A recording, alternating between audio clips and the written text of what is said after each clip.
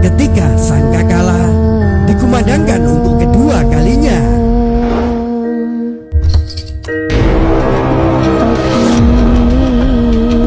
Maka bangkitlah para manusia dari kematiannya. Mereka semua akan digiring dan dikumpulkan di padang mahsyar sesuai dengan amal perbuatannya.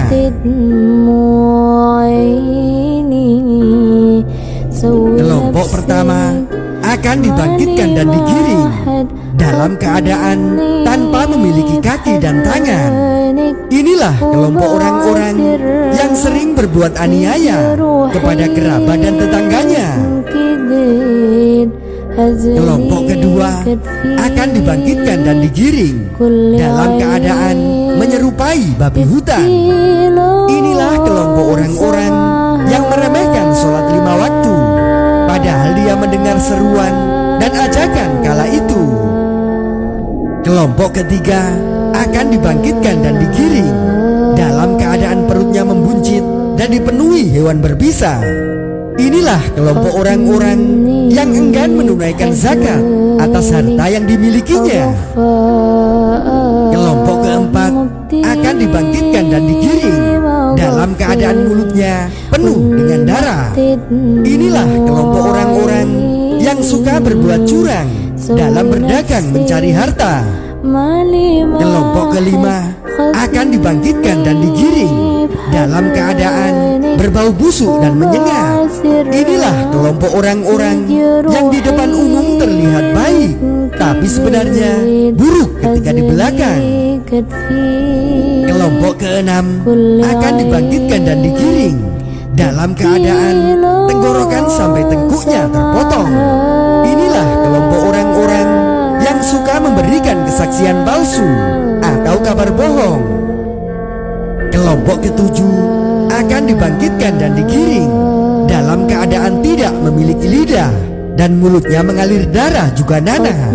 Inilah kelompok orang-orang yang enggan bersyahadat atau menolak kesaksian akan kebenaran. Kelompok kedelapan akan dibangkitkan dan digiring dalam keadaan terbalik kakinya dan dia berjalan di atas kepalanya. Inilah kelompok orang-orang yang suka berbuat zina dan belum sempat mentaubatinya. Kelompok kesembilan akan dibangkitkan dan digiring dalam keadaan wajahnya hangus terbakar dan mulutnya dipenuhi dengan api. Inilah kelompok orang-orang yang suka mengambil hak dan memakan harta anak yatim secara zalim. Kelompok ke-10 akan dibangkitkan dan digiring dalam keadaan dipenuhi penyakit kulit di sekujur tubuhnya. Inilah kelompok orang-orang yang suka durhaka kepada orang tuanya. Kelompok ke-11 akan dibangkitkan dan digiring dalam keadaan buta. Gigi mereka seperti tanduk, bibirnya melebar sampai dada dan terus mengeluarkan kotoran. Inilah kelompok orang-orang yang suka meneguk minum-minuman keras. Kelompok ke-12 akan dibangkitkan dan digiring dalam keadaan wajahnya berseri-seri bagaikan bulan purnama.